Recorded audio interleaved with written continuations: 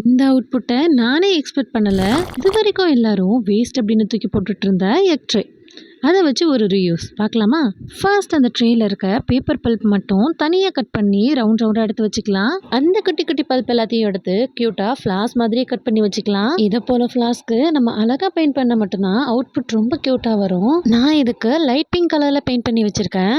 அதே ட்ரேல இருந்து ஒரு குட்டி பீஸை கட் பண்ணி ஃப்ளவர் ஸ்டேமன் இருக்கும்ல அந்த மாதிரி குட்டி குட்டியா கட் பண்ணி எல்லோ கலர் பெயிண்ட் பண்ணிட்டு அந்த ஃப்ளவரோட சென்டர் பிளேஸ்ல ஸ்டிக் பண்ணிட்டேன். இந்த கிராஃப்டோட முக்கியமான பார்ட் இதுதான். இந்த ரெட் கலர் பெயிண்ட்டை பிங்க் கலரோட பிளெண்ட் பண்ணி விடுறோம்ல, இதுதான் ஒரிஜினல் ஃப்ளார்ஸ் எப்படி இருக்குமோ அதே மாதிரி காமிக்கும்.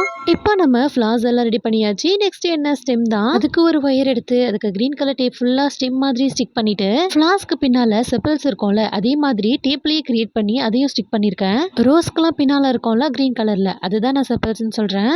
அதை ஸ்டிக் பண்ணதுக்கு அப்புறம் நிஜமா ஒரிஜினல் ஃப்ளார்ஸ் மாதிரியே இருந்துச்சு. நெக்ஸ்ட் கொஞ்சம் லீவ்ஸ்லாம் ஆட் பண்ணிட்டு கையில எடுத்து பார்த்தா உங்களுக்கே இது எவ்வளோ கியூட்டா இருக்குன்னு தெரிஞ்சிருக்கும். இது போல வேஸ்டான திங்ஸை கியூட்டா மாத்துறதுக்கு நம்ம சேனலை சப்ஸ்கிரைப் பண்ணிக்கோங்க.